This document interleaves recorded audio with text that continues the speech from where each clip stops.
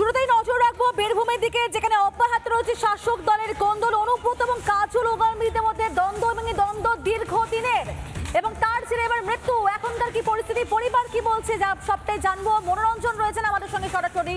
মনোরঞ্জন, কি আপডেট?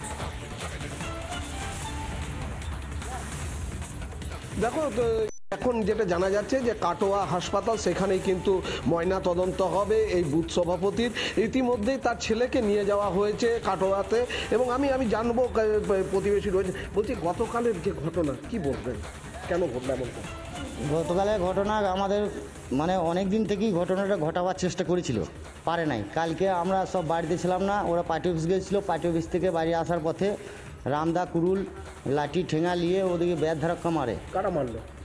ওই কাজল কেষ্ট দলের লোকে ব্যাট ধারক্কা মারার পর আমরা কাজলের দল করি আর ওরা কেষ্ট দল করে।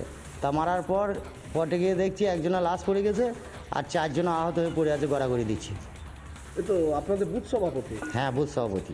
অর্থাৎ দেখো তো, উনি বলছেন যে গতকাল তিনি যখন স্পট থেকে উদ্ধার করেছিলেন, আমি একবার স্পটের ছবিটা দেখাবো, এতক্ষণ দেখাচ্ছিলাম এই বাড়ি, এবং বাড়ি থেকে খুব বেশি হলে 20 থেকে 30 মিটার, যেখানে যে জায়গাটা এখন এই মুহূর্তে কর্ডন করে রাখা হচ্ছে, অর্থাৎ ঘিরে ফেলা হচ্ছে, এই হচ্ছে সেই জায়গা যেখানে কাল বুথ সভাপতিকে মারধর করা হয়। এবং শুধু বুথ সভাপতি নয়, আরও 3 জন গুরুতর জখম হয়েছে। বুথ সভাপতির ছেলে, তাকেও মারধর করা হয়েছিল। এই মুহূর্তে বাবার মৃতদেহের ময়না তদন্ত হবে এবং সেই ময়না তদন্তের জন্য সে কাটোয়া তাকে নিয়ে যাওয়া হয়েছে। এই হচ্ছে সেই জায়গা, যে জায়গাটি এখনই এই ফিতে দিয়ে পুলিশ ঘিরল। কিছুক্ষণ আগে এখানটা দড়ি দিয়ে ঘেরা ছিল। এই জায়গায় এখনো পর্যন্ত কিন্তু রক্তের ছাপ কার্যত স্পষ্ট হয়ে রয়েছে বিভিন্ন জায়গায়, এবং এই জায়গাতেই কাল ঘটনা ঘটেছে। এবং যার বিরুদ্ধে মূল অভিযোগ, সেই নানুর পঞ্চায়েত সমিতির কর্মাধ্যক্ষ, তারও বাড়ি কিন্তু এই ঠিক পিছনে, এই যে মন্দির, সেই মন্দিরের পিছনেই হচ্ছে তার বাড়ি। যে সবুজ রঙের অংশটা দেখা যাচ্ছে, এটা হচ্ছে তার বাড়ি। অর্থাৎ একই পাড়ার বাসিন্দা। ধন্যবাদ তোমাকে মনোরঞ্জন। ধ্রুব সাহা কি জানিয়েছেন এই নিয়ে একবার শোনাই আপনাদেরকে।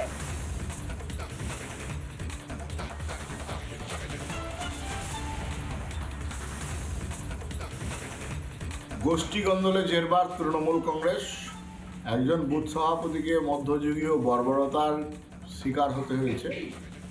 যেভাবে একজন একই দলের কর্মী আরেকজনের হাতে মারা যাচ্ছে, পুলিশ প্রশাসন নীরব, তৃণমূল গোষ্ঠী কন্দল রুখতে ব্যর্থ।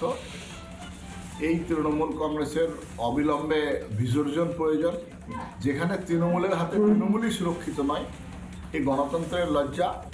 নানা ধরনের কন্টেন্ট দেখার জন্য লাইক করুন, শেয়ার করুন আমাদের ফেসবুক পেজ, সাবস্ক্রাইব করুন আমাদের ইউটিউব চ্যানেল। পাশাপাশি অন্যান্য ব্রেকিং নিউজের জন্য অবশ্যই চোখ রাখুন রিপাবলিক বাংলায়।